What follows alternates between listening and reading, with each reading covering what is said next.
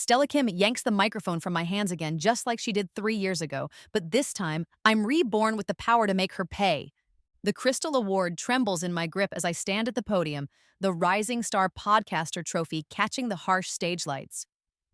My acceptance speech dies in my throat as Stella's perfectly manicured fingers wrap around my microphone. Actually, she interrupts, her voice dripping with false sweetness, I need to set the record straight. The metallic taste of blood floods my mouth as I bite down on my tongue, fighting every instinct to snatch it back. The ballroom falls silent, 500 industry professionals watching our friendship shatter in real time. Maya's been stealing my content for months, Stella continues, pulling out her phone with theatrical precision. I have the evidence right here. My heart pounds against my ribs as she swipes through screenshots, voice memos, timestamps, all fabricated, all designed to devastate me. The audience leans forward, their earlier applause transforming into hungry whispers. These are our brainstorming sessions, she lies smoothly. You can clearly hear Maya taking my ideas and claiming them as her own. The conference room air grows thick with betrayal. I watch my career crumble as Stella plays audio clips. My voice, yes, but edited to make me sound like a thief. The crowd shifts, their admiration curdling into disgust. But I don't defend myself. I remain perfectly still, letting her destroy me in front of everyone who matters in our industry. Because somewhere deep in my chest, a cold certainty settles. This isn't how my story ends. Maya Chen, Stella concludes, is a fraud. The applause that should have been mine erupts for her instead. My knees buckle as the weight of public humiliation crashes over me. The stage lights blur into streaks of white as my vision tunnels. I collapse. The last thing I hear is Stella's fake concern. Oh my God, someone called 911. Maya, can you hear me? Darkness swallows me whole, but in that final moment, I swear on everything I've lost, this betrayal will never happen again. I jolt awake, gasping, my body trembling with the phantom pain of public disgrace. But something's wrong. The ceiling above me isn't the sterile white of a hospital room. It's the familiar water stain shaped like a butterfly that I stared at for 2 years in my old apartment. My old apartment. The one I moved out of 3 years ago. I bolt upright, my heart hammering as I scan the tiny studio space. The secondhand desk pushed against the window. The microphone setup I built with YouTube tutorials and desperation. The vision board covered in podcasting goals I thought were impossible. This isn't real. It can't be real. The familiar scent of jasmine tea drifts from my kitchenette. The same blend I used to drink every morning when I was nobody. When my podcast had 12 subscribers and dreams bigger than my talent. I stumble to the bathroom mirror and gasp. My reflection shows the face I wore 3 years ago. Younger, softer, still believing the world would be fair if I just worked hard enough. The stress lines around my eyes have vanished, the silver streaks in my hair are gone. I'm 25 again. My phone buzzes on the nightstand and my blood turns to ice when I see the date. March 15th, 2021. The day I first met Stella Kim at the struggling podcasters support group in a dingy community center basement. The day I sealed my own fate. But if I'm here, if this is real, then I have knowledge she doesn't. I remember every manipulation, every stolen idea, every calculated move she made to destroy me. This time, I won't be the naive girl who trusted too easily. I grab my laptop and start recording voice memos. Every detail I can remember about the next 3 years. Every guest she'll steal, every sponsor she'll poach, every moment she'll betray me. My fingers fly across the keyboard as I document dates, conversations, industry events. If the universe has given me a second chance, I'm going to use it to bury her. Keys jangle in my lock. My pulse spikes as I recognize the sound. Stella always made too much noise with her keychain. The one covered in designer charms she claimed were gifts from grateful listeners. She's early for our first collaboration meeting. But this time, I'm ready for her. The memory floods back as I watch Stella bounce through my door, all bright smiles and infectious energy. This was the moment I fell for her act, when she seemed like the answer to my prayers instead of the architect of my destruction. Maya, she squeals, dropping her expensive purse on my thrift store couch. I'm so excited about this partnership. I was 25 and desperate when we first met in that basement support group. My podcast, Whispered Truths, had been struggling for 8 months, barely breaking double-digit downloads despite my pouring everything into it. I'd shared my deepest fears with that circle of equally desperate creators, that maybe I wasn't good enough. Maybe I'd never break through the noise. Stella had approached me afterward, her perfectly styled blonde hair catching the fluorescent lights. "Your content is incredible," she'd said, touching my arm with practiced intimacy. "But you need a partner. Someone who understands marketing, social media, the business side." The rough texture of our original contract paper scratches against my palm as I remember signing it in this very apartment. I'd been so grateful that someone believed in me, I barely read the terms. The 50-50 split seemed fair when I thought we'd build something together. "So tell me everything about Whispered Truths," Stella says now, settling cross-legged on my floor like we're having a sleepover. "I want to understand your vision completely." This is where it started. This is where I opened my heart and handed her the knife. In my first life, I'd spent 3 hours explaining my concept. Intimate conversations with everyday people about their secret struggles, their quiet triumphs, the truth behind their social media facades. I'd shared my interview techniques, my editing process, my dream guest list. Stella had listened with such focused attention, asking thoughtful questions, taking notes in her designer journal.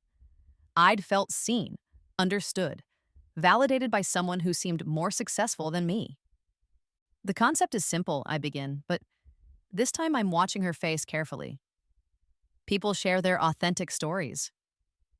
"Mm-hmm," she nods, already reaching for her phone. "Mind if I record this? I want to make sure I capture all your brilliant ideas." There it is, the first manipulation. In my original timeline, I'd been flattered that she wanted to remember everything.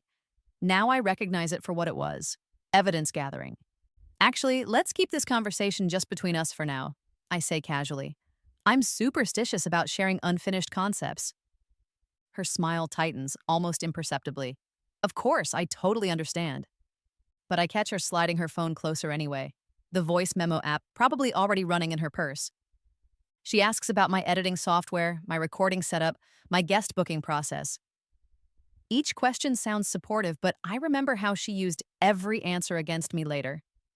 When she launched her own podcast 6 months into our partnership, she'd replicated my entire system and claimed she'd developed it independently. "This is going to be amazing," she gushes, but there's something calculating in her green eyes. "We're going to be the next big thing in podcasting." "We." That was her favorite word, until it came time to share credit. I smile and nod, playing the eager collaborator while mentally cataloging every lie. This time, I won't just document her betrayal. I'll orchestrate her downfall. "I can't wait to get started," I tell her, and for the first time in years, I mean it. 6 months pass, and this time, I'm the one pulling the strings.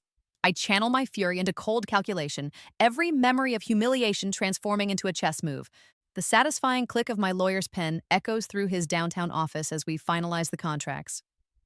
Unlike my naive younger self, I've learned that trust requires verification, preferably in triplicate. The silence clause is unusual, my attorney admits, adjusting his glasses, but perfectly legal. If she violates it, you'll have grounds for immediate contract termination and damages. I've spent months building Echoed Voices, my solo podcast that launched under a pseudonym, while Stella thought I was too busy with our partnership to pursue other projects. The content is different this time, deliberately avoiding the territory I know she'll try to steal. My phone buzzes with a text from Stella. "Coffee, I have the best idea for our next series." I know exactly what idea she means. In the original timeline, she'd presented my concept for interviewing trauma survivors as her own breakthrough innovation. She'd even scheduled the guests behind my back, claiming she was surprising me with her initiative. Not this time. I arrive at our usual cafe early, ordering her favorite oat milk latte and my own bitter black coffee. I've trained myself to associate sweetness with weakness. The morning crowd bustles around us, unaware they're witnessing the setup for someone's destruction. "Maya!" Stella slides into the booth across from me, her designer bag hitting the table with a soft thud. "You look amazing. That new skincare routine is really working." She always started with compliments before she stabbed me in the back. "Thanks. So what's this earth-shattering idea?" "Okay, so I was thinking, She leans forward conspiratorially. What if we did a series on people who've overcome major trauma, like really raw, emotional stories? I let her talk, watching her animated gestures as she describes my concept with the passion of someone who just discovered fire. She even uses the same phrases I'd used in our original brainstorming session. That's actually brilliant, I say, pulling out a formal looking document.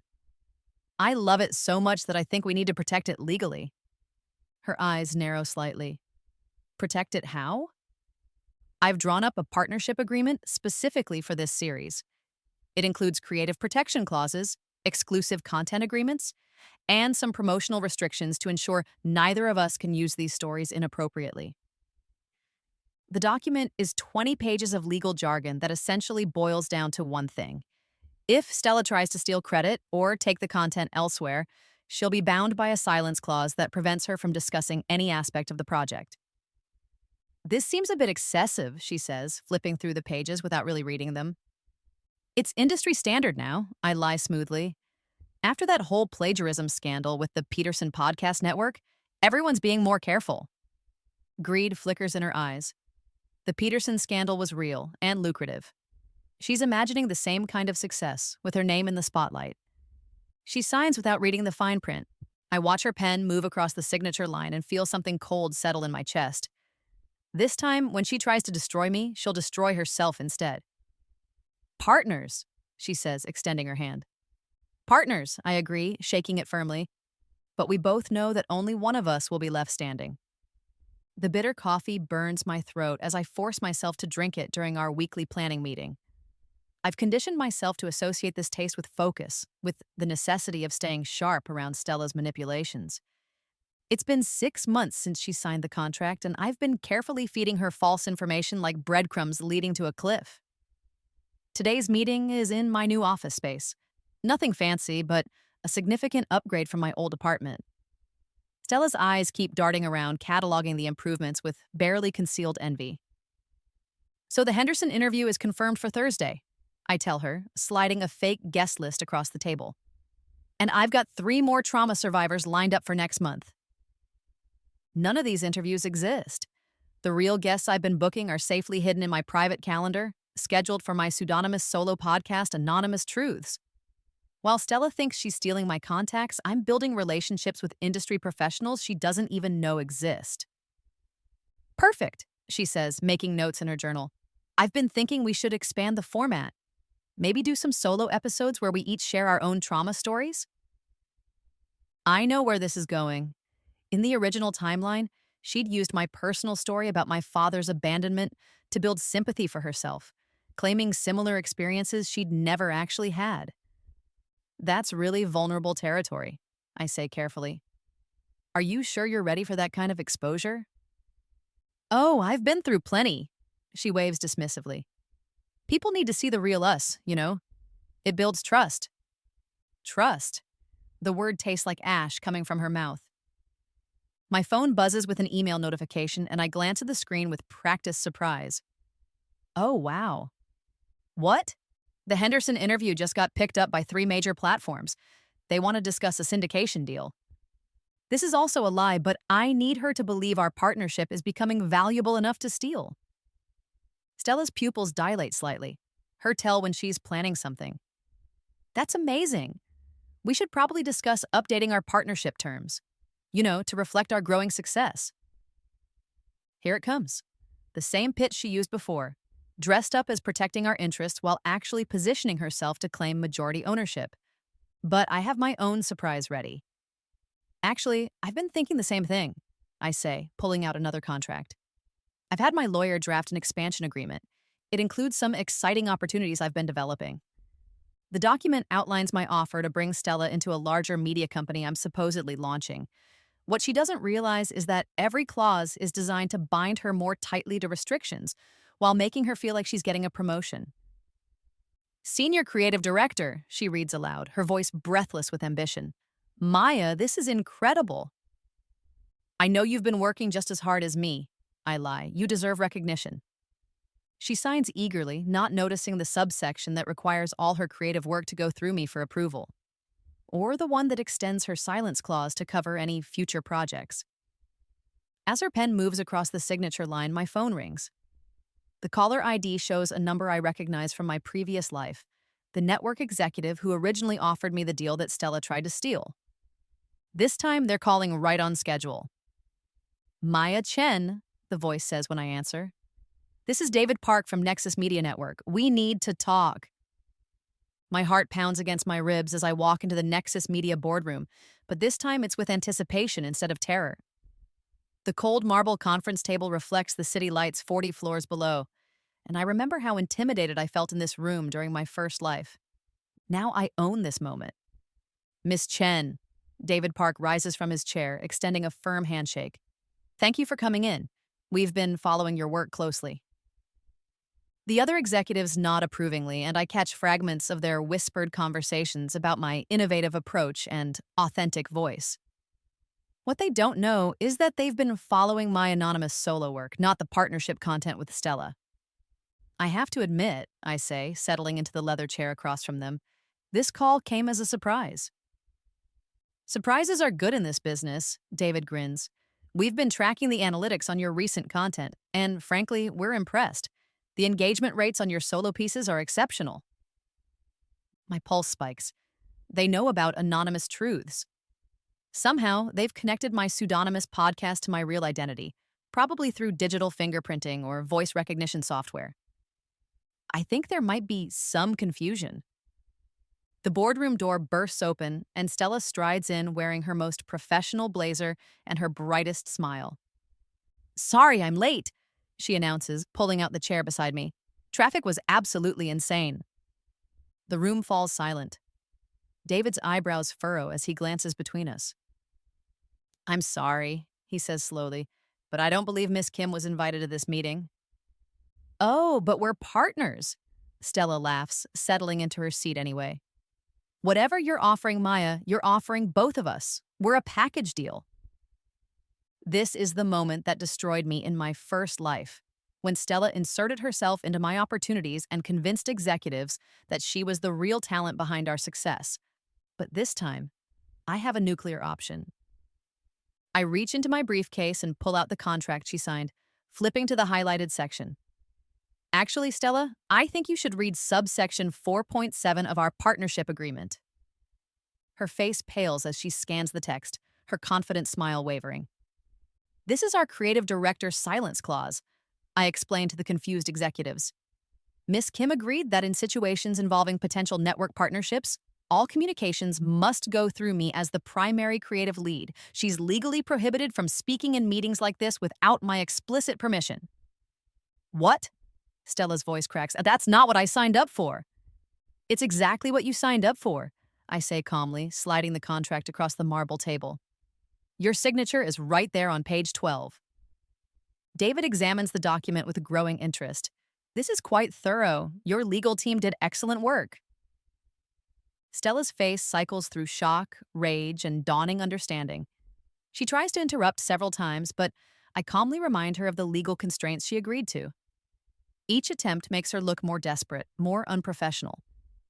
Perhaps Miss Kim would be more comfortable waiting outside, David suggests diplomatically. I'm not leaving, Stella snaps, but her voice shakes with the realization that she has no power here. Security arrives within minutes of David's subtle signal. As they escort her out, Stella turns back to scream threats about our shared content and stealing her ideas. But her outburst only reinforces the executive's impression that she's unstable. The boardroom door closes with a soft click, leaving me alone with the people who can change my life. Well, David says, loosening his tie slightly, that was illuminating. Shall we discuss your solo career? For the first time in 3 years, I smile without calculation. Stella files the lawsuit on a Tuesday morning in April, exactly 18 months after signing my contract. The legal papers arrive by courier while I'm recording an episode in my new studio, and I have to pause to laugh at the irony. She's suing me for theft of intellectual property, breach of partnership agreement, and fraudulent business practices. The same accusations she made at my public humiliation, but this time, I have receipts. The musty smell of old law books fills my attorney's office as we prepare our defense. Margaret Chen, no relation despite the name, is one of the best intellectual property lawyers in the state, and her confidence radiates through every gesture. "This is going to be fun," she says, spreading Stella's complaint across her mahogany desk. "She's essentially suing you for enforcing a contract she voluntarily signed." My evidence fills 3 bankers' boxes: time-stamped recordings of our original brainstorming sessions, email threads showing her attempts to steal guests, documentation of her plagiarizing other creators, and, most damaging, proof that she's been copying my Anonymous Truths content for her own failed relaunch attempt. "The beautiful thing," Margaret continues, "is that her own lawsuit gives us the perfect platform to expose everything. Discovery is going to be very interesting." She's right. By suing me, Stella has opened herself up to legal scrutiny of her entire podcasting career. My team of researchers has already uncovered a pattern of idea theft going back to her college radio days. But I have a bigger weapon than just defense. "I want to go public with this," I tell Margaret. "Everything. The contracts, the recordings, the timeline of her manipulations. That's risky. It could prejudice potential jurors. It could also warn other creators about her patterns. And honestly, I think the court of public opinion needs to see who she really is." That evening, I release a special episode of Whispered Truths titled "The Truth About Stella Kim." For 45 minutes, I lay out the entire saga with legal precision and emotional honesty. Every claim is backed by evidence, every accusation supported by documentation. The response is immediate and overwhelming. Within hours, 3 other podcasters come forward with similar stories about Stella. A former radio co-host describes how Stella systematically stole her segment ideas. A YouTube creator shows how Stella copied her video format down to the thumbnail design. The hashtag #StellaSteals starts trending on Twitter. My hands tremble as I read through hundreds of supportive messages from fellow creators, industry professionals, and listeners who followed my journey. The validation is intoxicating after years of self-doubt, but the best part comes 2 days later when Margaret calls with an update. "Stella's attorney just withdrew from the case," she says, barely containing her amusement. "Apparently, he did some digging into her other business dealings and decided the ethical complications were too significant. She's representing herself?" "Looks that way." "And Maya?" The judge assigned to the case is known for being particularly unsympathetic to frivolous intellectual property claims. I end the call and immediately start planning the next episode of my podcast. This time, I'll be interviewing other creators about their experiences with idea theft and the importance of protecting your work. The student has become the teacher, and Stella is about to learn a very expensive lesson. The courthouse marble echoes under my heels as I walk toward the final hearing, and I remember how these same halls used to terrify me. Today, they feel like a red carpet leading to my vindication. Judge Patricia Morrison is everything Margaret promised: sharp, no nonsense, and clearly irritated by the frivolous nature of Stella's lawsuit. She's already dismissed 3 of Stella's 5 claims during preliminary hearings. I sit at the plaintiff's table with quiet confidence, my evidence organized in neat folders, my witnesses prepared, my legal team confident. Across the aisle, Stella fidgets with a stack of papers that looks suspiciously disorganized. "Miss Kim," Judge Morrison begins, "you may present your opening statement." Stella stands shakily, clutching her notes. "Your Honor, I was Maya Chen's partner for over a year. During that time, she systematically stole my creative concepts and used them to build her career while cutting me out of the profits." Her voice wavers as she continues, painting herself as the victim of my supposed manipulation. But without her slick attorney to coach her, her story sounds exactly like what it is: a desperate lie told by someone who never expected to be held accountable. When it's my turn, I stand calmly and present the timeline. The contract she signed, the recorded conversations, the evidence of her pattern of theft from other creators. "Your Honor," I conclude, "Miss Kim isn't the victim of intellectual property theft. She's the perpetrator. This lawsuit is simply her final attempt to steal credit for work that was never hers." The next 3 hours are a masterclass in legal decimation. My witnesses testify about Stella's history of plagiarism. The audio evidence plays her own voice, describing how she planned to leverage Maya's ideas. The other creators she's victimized describe identical patterns of manipulation.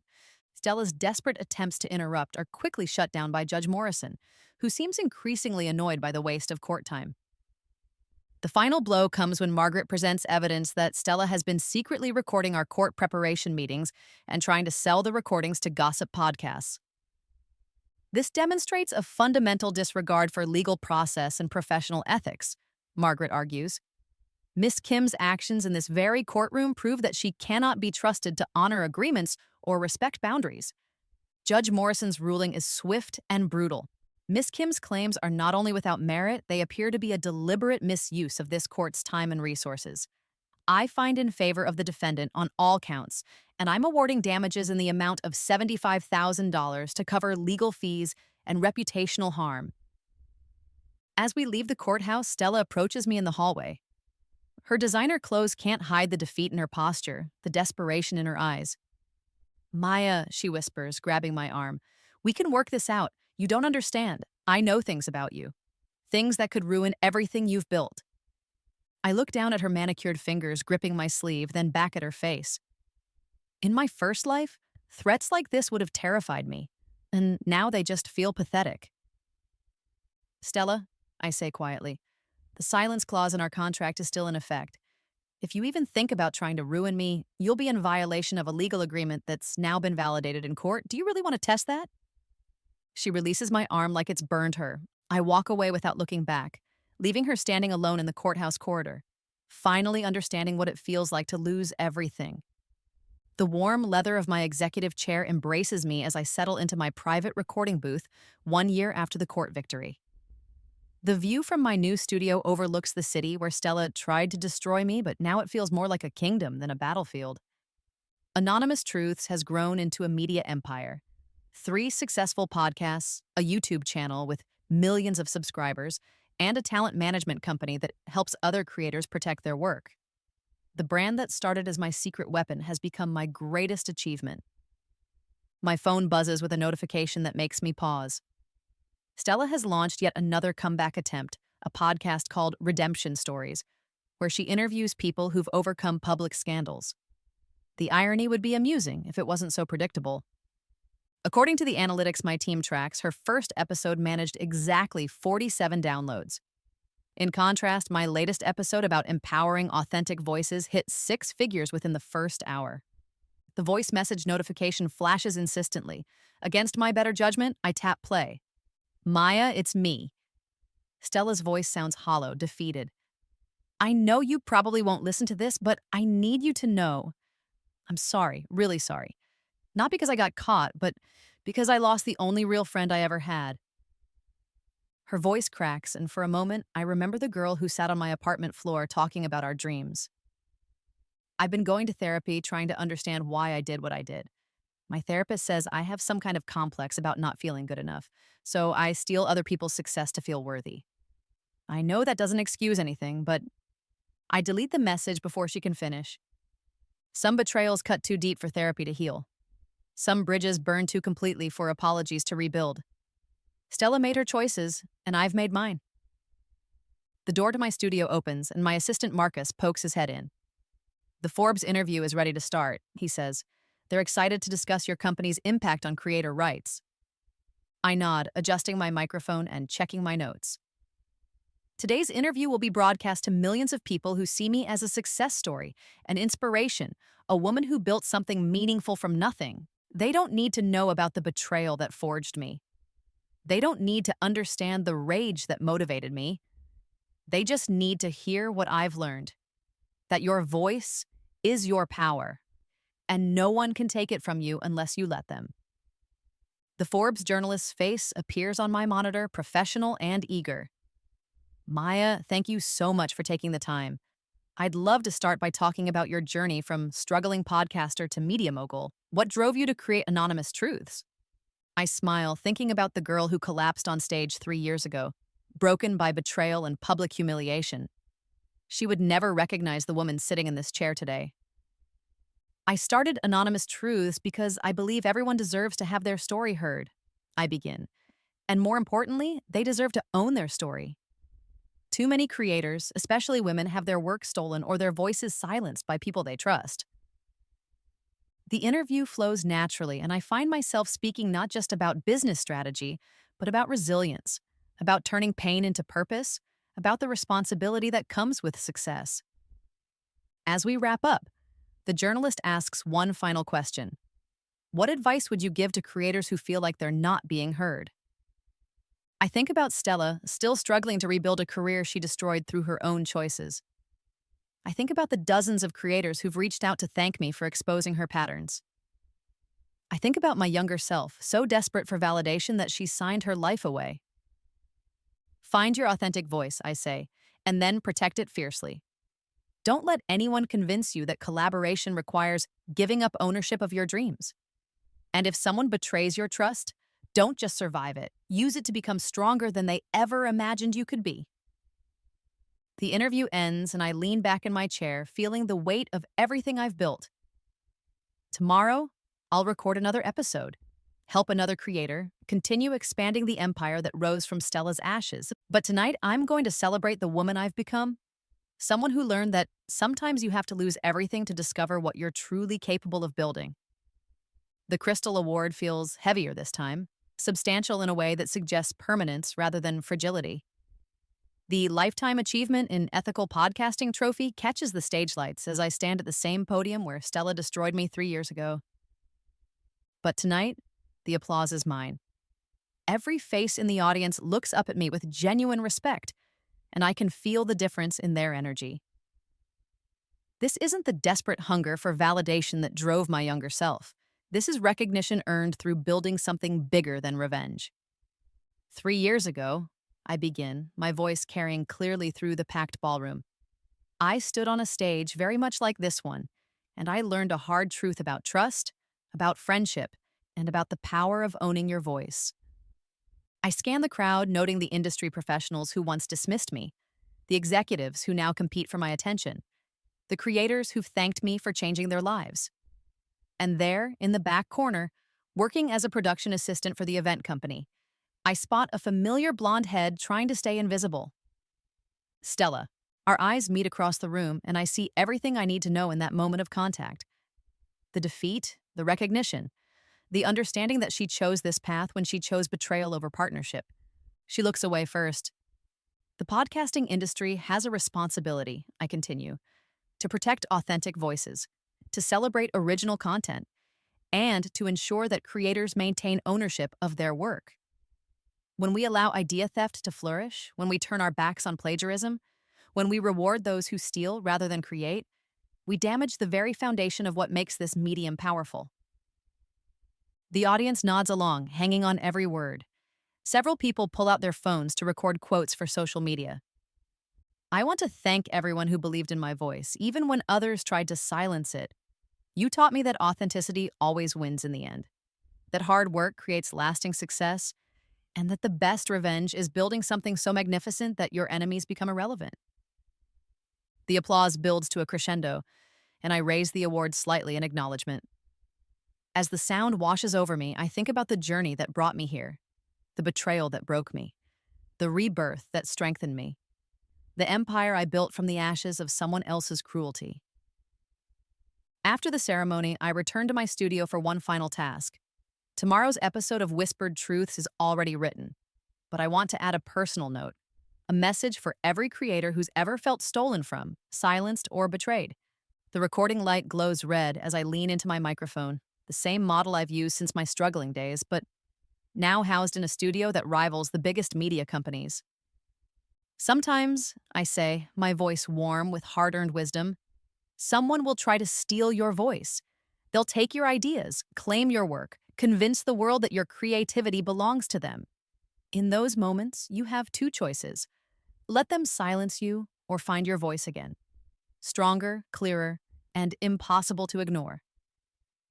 I pause, thinking about the woman I was and the woman I've become. If you choose the second path, remember this. Authenticity always wins. Truth always surfaces. And when you rebuild from betrayal, you don't just get your voice back. You discover exactly how powerful it can be when you refuse to let anyone take it from you twice. I end the recording and sit in the quiet of my studio, surrounded by the empire. I built one authentic story at a time. Tomorrow, I'll help another creator protect their work. Next week, I'll sign another partnership that empowers voices instead of exploiting them. But tonight, I'm simply grateful to be the woman who survived betrayal and transformed it into purpose. The girl who collapsed on that stage 3 years ago could never have imagined this moment, but she didn't need to. She just needed to survive long enough to become someone strong enough to seize her second chance. And that, I realize as I turn off the studio lights and head home to my life, is perhaps the most powerful truth of all. Sometimes you have to lose your voice to find it again. And when you do, make sure no one can take it from you twice.